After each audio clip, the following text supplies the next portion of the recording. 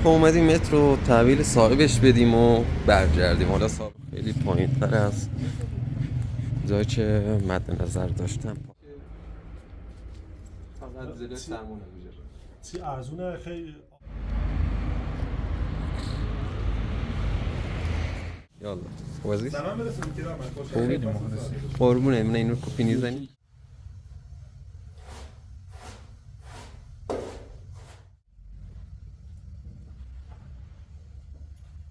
سلامی دوباره خدمت شما دوستان عزیز. امیدوارم تا این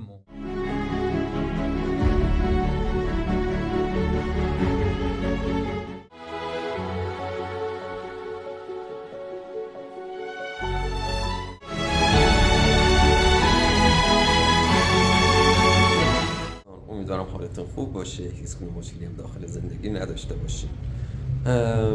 حدود نیم ساعت پیش بود که از شهر کرد اومدم و متاسفانه بازم گفتم مدارکت تکمیل نیست، ولی من هر چیزایی که گفته بودن رو بردم. این باید فردا هم دوباره برم، چون هوا به شدت سرده و باد سردم میاد داخل. تصمیم گرفتم برم واسه خونه پرده سفارش بدم، ولی پرده ارزون قیمت، چون میخوام از این خونه برم بیرون بعد از اینکه هوا جمع‌تر بشه. ای خدا. حالا رفتم پایین مغازه ها، 1 متری هم آوردم که اندازه اینجا رو بگیرم و برم پرده سفارش بدم.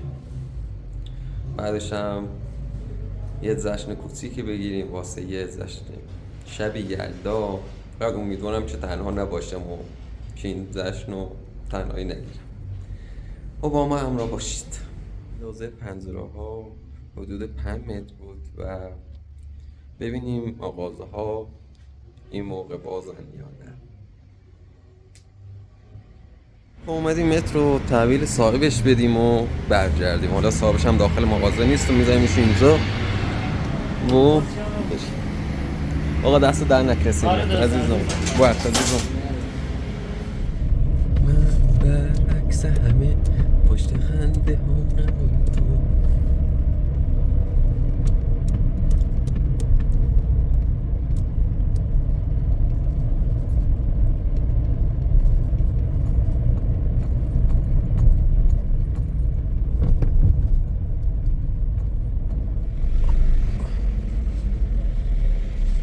امشب واقعا شلوغه، به خاطر همین جشن یلدا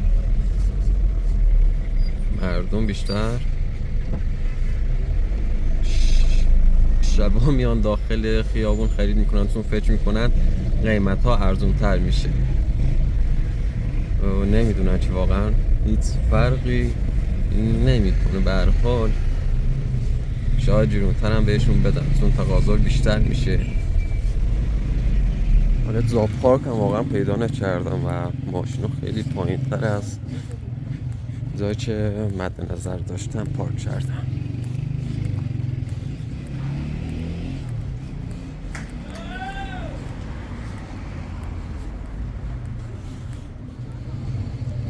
پارچه سرای حسین پور، فروش انواع پارچه مبلی و پرده.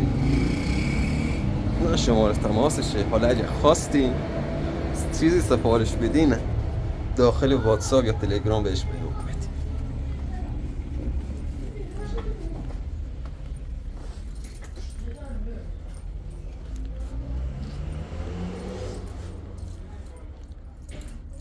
خیلی قشنگه.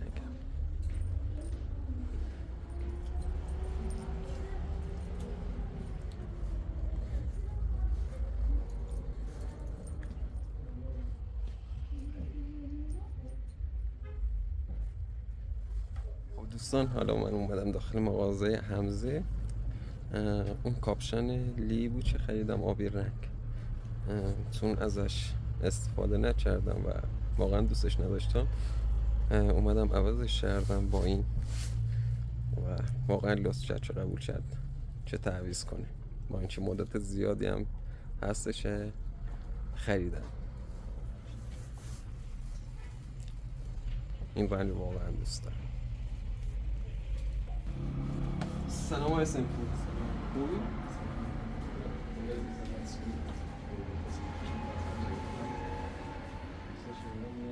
کرده سفارش کنسیه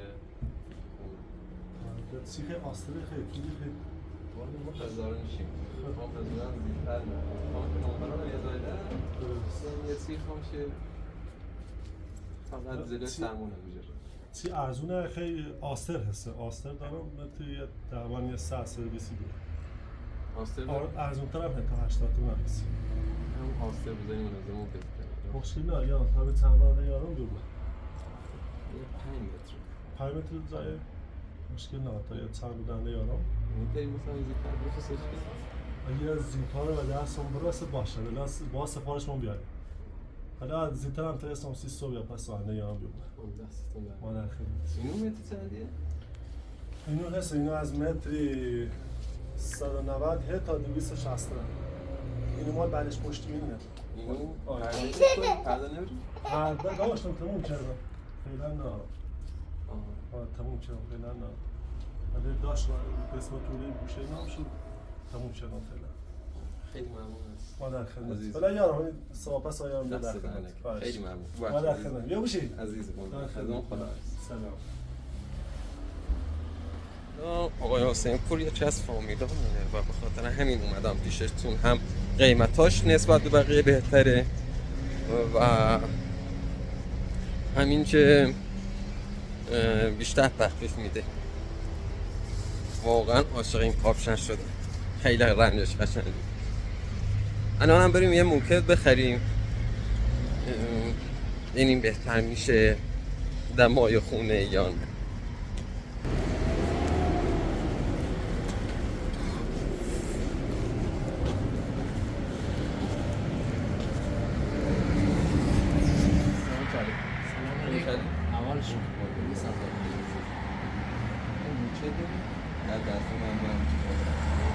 هم یه تیکه داریم روی اینو کارت یا اینجا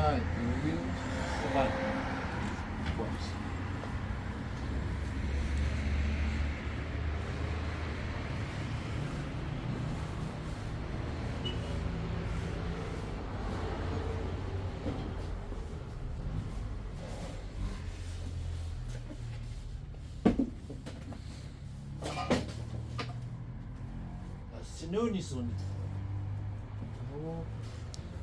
از نخوبه وضع خوبه همین که خواهد زیاد به کارم میاموچه باید مامونه هزارهی و خانزیتر برم باید این سنوش هوا سرده به سرات بازش میکنش چش بود؟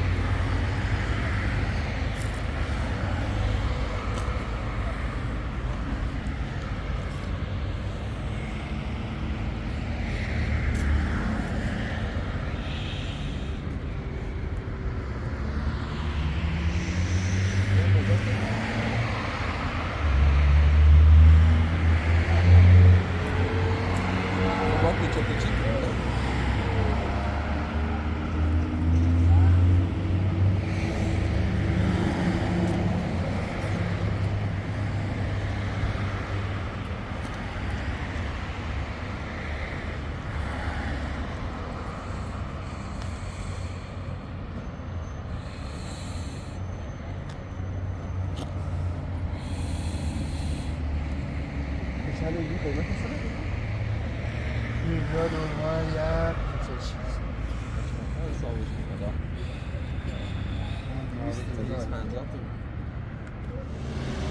با گوشی بزن کارکن چارج تمومه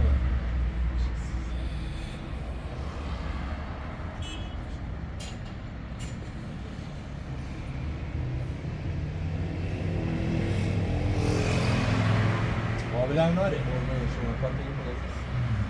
67 69 75 77 06 $31.63. چقدر گفتی آخر؟ 500. چند تا راه نه؟ چند تا راه مراقب.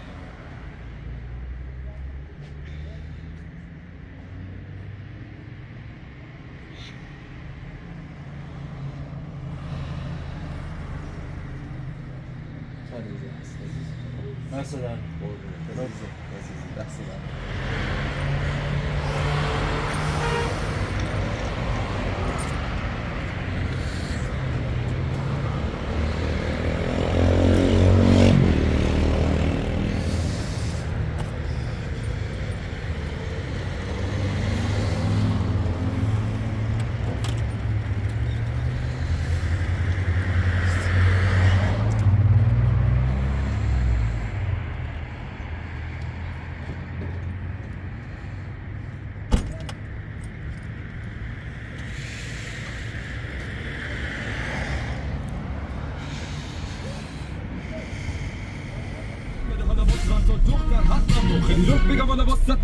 وقت ندارم وقت ندارم وقت ندارم مردم باسم میگی صدام خواب باشه قبول یا ماچت کن نتو که جاش کبود از این بحث تو نشیم و بچستیم بهش همه بدونن اینو چه کسی نوشت ما مست و پاتیلیم با دست و پا میریم تا است و تا مریخ را دست و پا کنیم تا بری فضا راحت 24 ساعت فکر من اینه که بگم چی دیدم که ندیدی تو یا که چیزی بخونم که نشنیدی خوب پس مشتی بی تو فاز نمیده پس امشب با ما باش تا بخونم داخل از سر تا با بازار کارمون میمونه کم تو 24 ساعت روز بازار کارمون میمونه کم میشیم با بازار روز داستان ما رو همه میدونن میشن آز و قدرت بود باشار کامل من بازار کارم تو 24 ساعت روز تو این 6 سال کاری من پام به جان بودم چند پولمو کردم من کام به کام دو از اول بودم تو کارم تا تو خواب هستم من در حال نوشتن رپ هردم من میخونم تا بمونه حرف طرف دارم بیافتن بتونه هم دشمن بیشتر تشتشه اومدیم حالا این مدارک ها رو کوبی بزنیم هر سه مدارک داریم و که انشالله دیگه فردا گیر ندن. سلام چلی خوبی چلی؟ یالا خوب عزیز؟ خوبی؟ قربونه من اینو کپی نیزنی؟ ها شناسنامه همون صفحه اولش لطف کنی این دردات رو کی؟ خما یه همون برنامه هایی که اون روز تعریفش کرد. اون به چه صفحه که یه ریال استیشن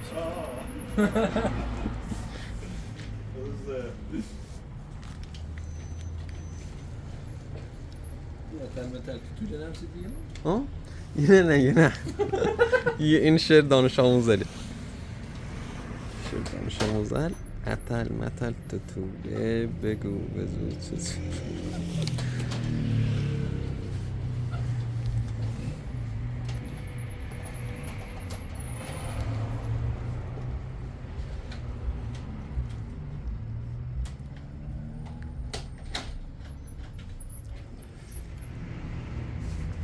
دستتون در نکنه خیلی ممنون بخوام قربونت عزیز قربون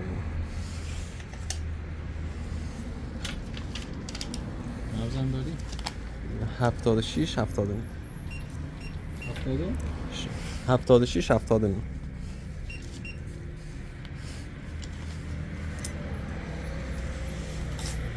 دمت گرم عزیزم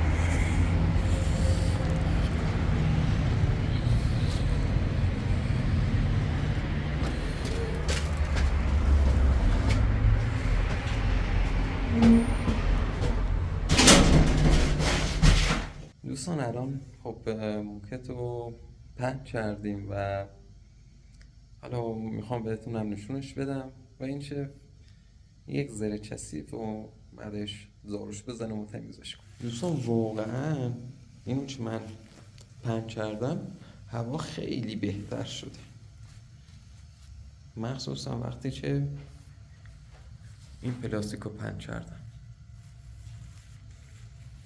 و کارهایی که کردم هم این بود. اینجا رو پلم کردم و با فیبر این درزا رو گرفتم و واقعا اتاق خیلی جمع‌تر شده.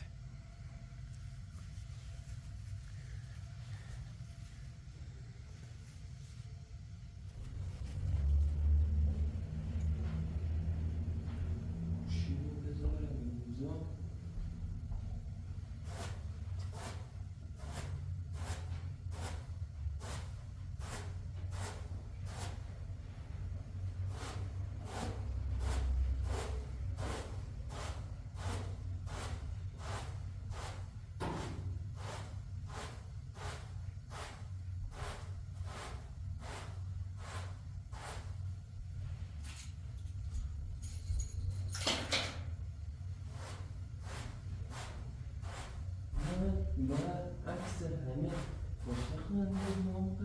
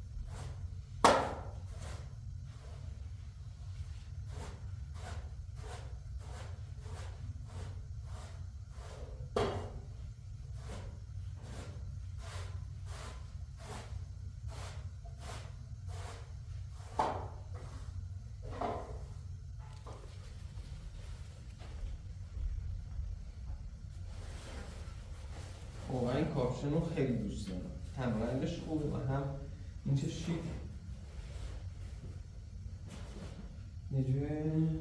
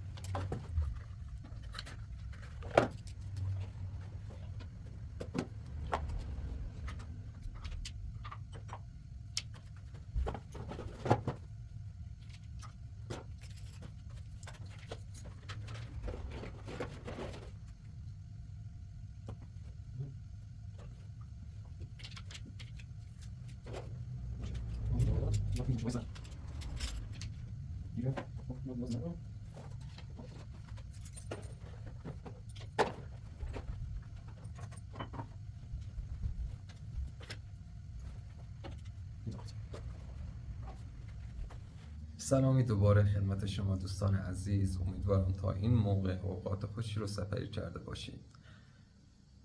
قبل از اینکه به سوالات شما پاسخ بدم، خواستم در مورد عشایر ایران صحبتی داشته باشم. متاسفانه روز به روز عشایر ایران در حال جمع شدن و ناپدید شدن هستند که واقعا جای تأسف داریم. حدود 60 الی 70 سال پیش 1/4 جمعیت ایران رو عشایر تشکیل میداد که به مرور زمان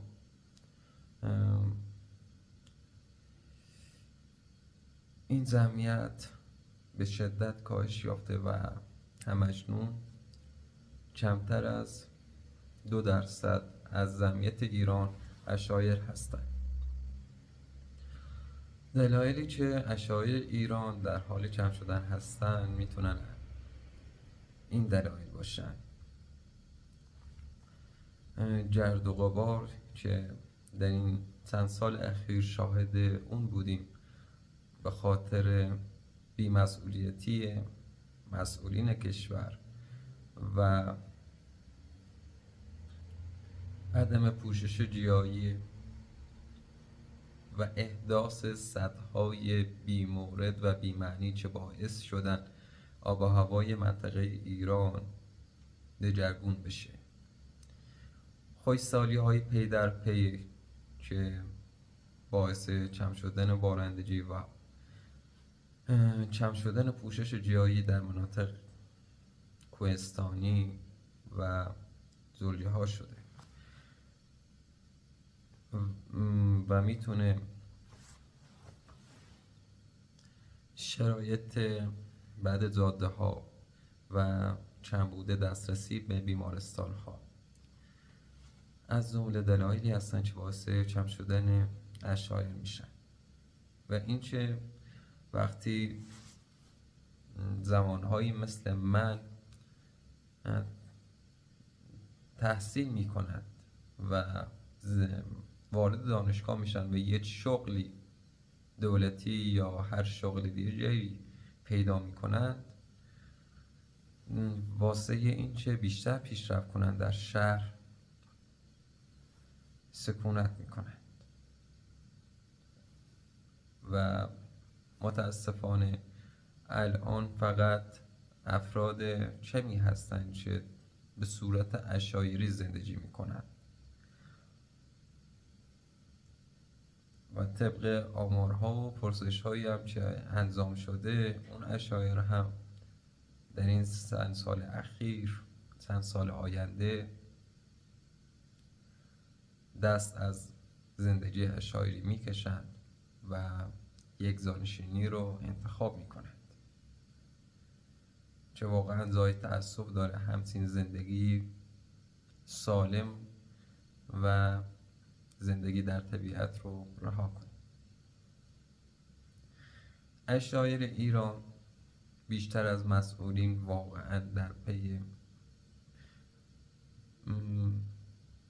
آباد کردن طبیعت و حفظ طبیعت هستند و اگر عشایر نباشند واقعا نمیدونم چه بلایی سر طبیعت ایران میاد.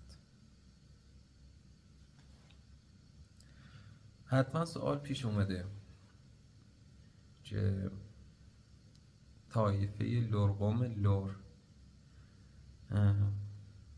از چه نژادی هستن؟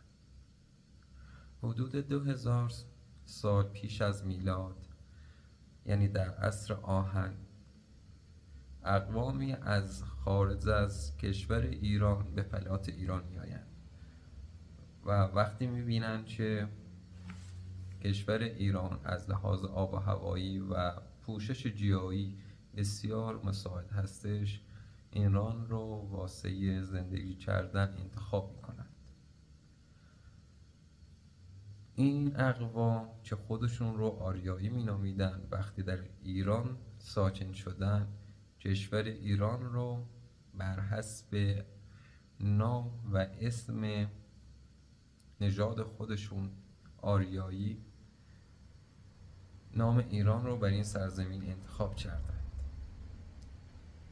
و ایل بختیاری، ایل لر نیز از همان نژاد هستند.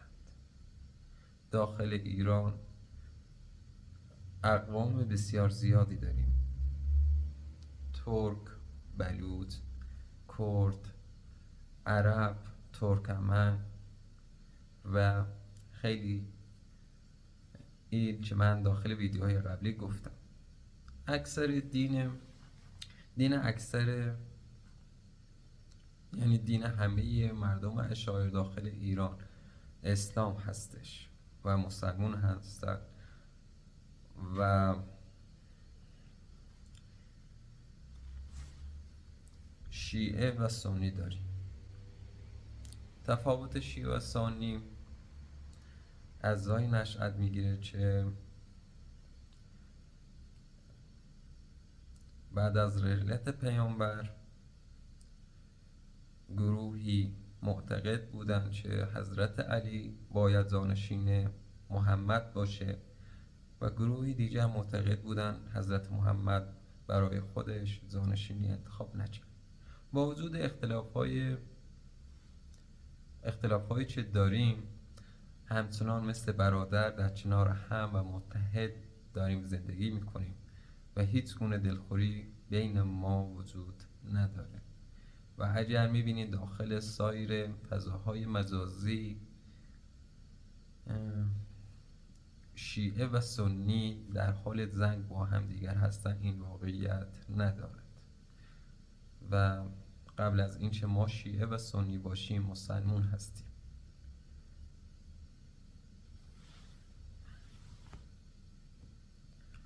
حالا سوالات شما دوستان عزیز رو من پاسخ بدم.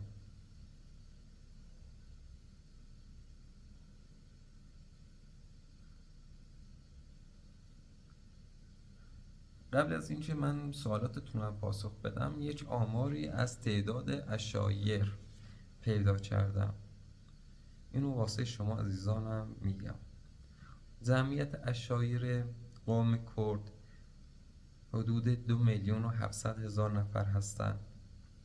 جمعیت اشایر ترکمن حدود 1,000,000 نفر هست.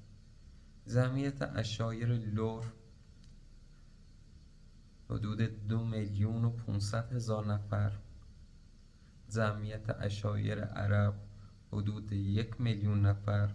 جمعیت اشایر ترک قشقایی حدود 950,000 نفر. اشایر افشار حدود 50,000 نفر. اشایر شاه سون حدود 50,000 نفر و اشایر ایلیکایی حدود 2200 نفر. این آمار حدود چند سال پیشه و مسلماً از این جمعیت به شدت کاهش پیدا کرده.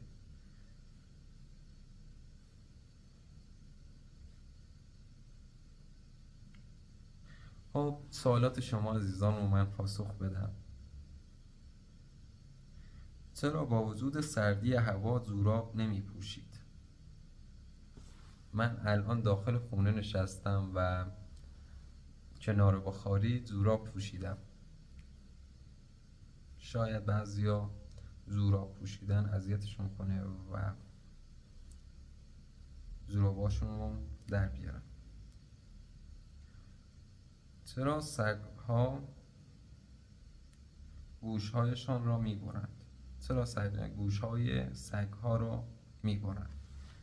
متاسفانه در منطقه سردش، منطقه لردگان بگم بهتره، گوشهای سگهای بیچاره رو میبرند تا از این طریق اونها رو وحشی تر کنند که واقعا هیچ حرفی واسه گفتن ندارم.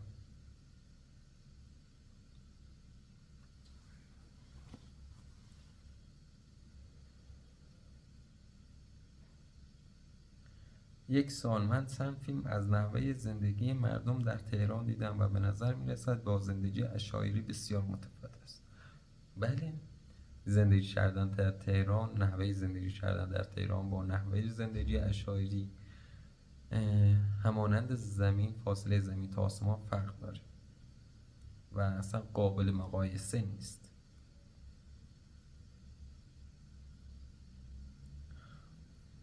آیا طیبه طلاق گرفته؟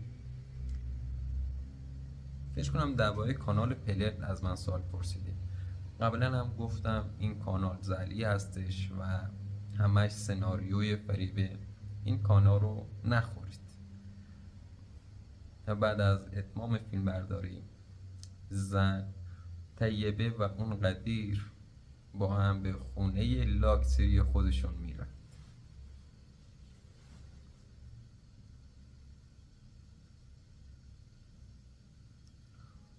آیا این منطقه در زنجیرهای گذشته مورد حمله هوایی قرار گرفته است؟ نه. این منطقه خیلی دور افتاده تر از این حرف هاست که مورد حمله هوایی قرار بگیره.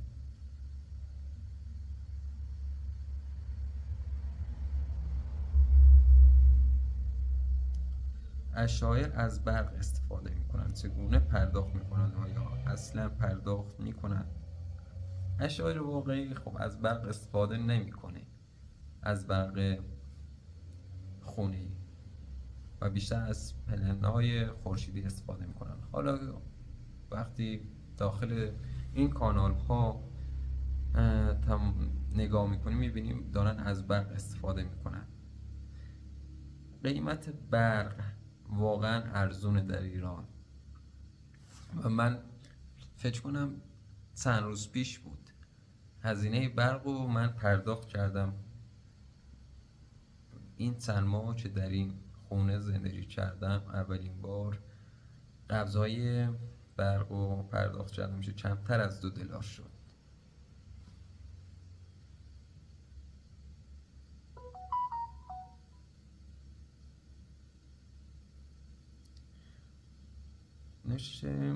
شنیدم وقتی مرحوم ابراهیم حسینپور چند ماه پیش در منطقه سردش کشته شد، چرا قبل از دفن جنازه‌اش او را سوزاندند؟ نه، متاسفانه موقع درگیری وقتی مورد اصابت گلوله قرار میگیره او رو به بیمارستان میبرن، ولی پزشکان هرچقدر تلاش کردن نتونستن اون رو زنده نگه دارن و متاسفانه فوت کرد. و بعد از کارهای بیمارستان اون جنازش رو به خاک سپردن و این سوزاندن دروغه و حقیقت نداره. آیا فکر میکنید که تحصیلات میتواند کلید تغییر نگرش‌های قدیمی مانند ازدواج اجباری باشد؟ 100%. وقتی سطح دانش، سطح فرهنگ خودتون رو با بقیه اعضای کشور مقایسه کنید و فراتر از فرهنگ منطقه فکر کنید، مسلماً نگرش‌های قدیمی هم از بین میرن. میخواستم بپرسن شما هم تعطیلات کریسمس دارید؟ خیر، واسه کریسمس ما اصلا تعطیلات نداریم، ولی واسه عید باستانی خودمون یعنی عید نوروز حدود 13 روز تعطیله. دوست عزیزی حالا 4 بار یک سوالی رو از من پرسیده و هر بار من واقعا نمیتونم به این سوال جواب بدم. امیدوارم درک کنید این یک سوال بسیار شخصی هستش.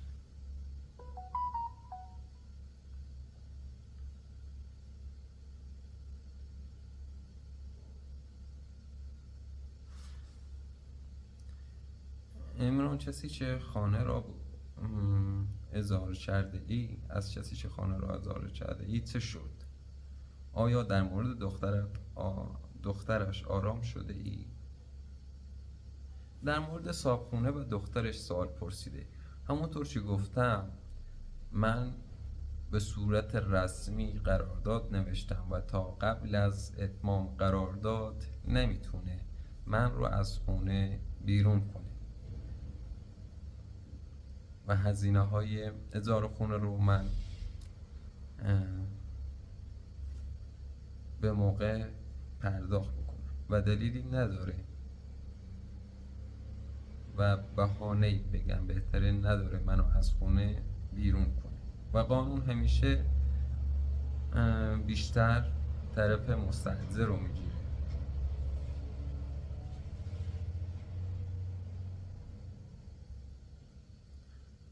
من فیلم هایی را دیدم که در آن نوزادان در رودخانه پیدا می شوند مانند کانال راس.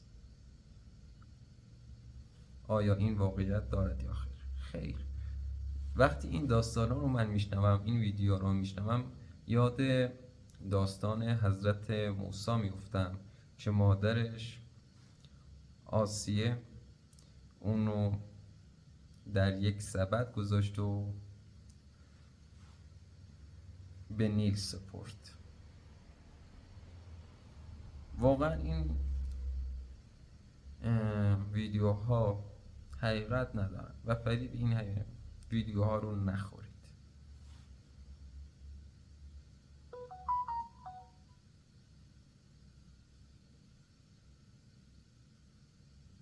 عمران، تو ایران جمعیت همجنسگرا هست؟ مسلما در ایران نیز همجنسگرا هست، ولی این در ایران ممنوع هستش و تابو حساب میشه و کمتر کسی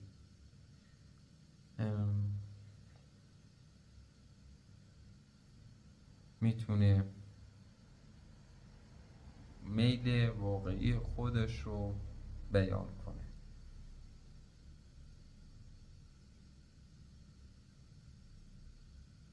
چرا هیچ وقت ندیدم که به خواهرت سلام کنی؟ چرا او را در ویدیوها نمیبینم؟ من گفتم شوهرش اجازه نمیده در ویدیوها ظاهر بشه و این که یک دلیل دیگه هم اینه که خانواده خودم مشکل دارن با من و از این طریق من نمیخوام خواهرم اذیت بشه.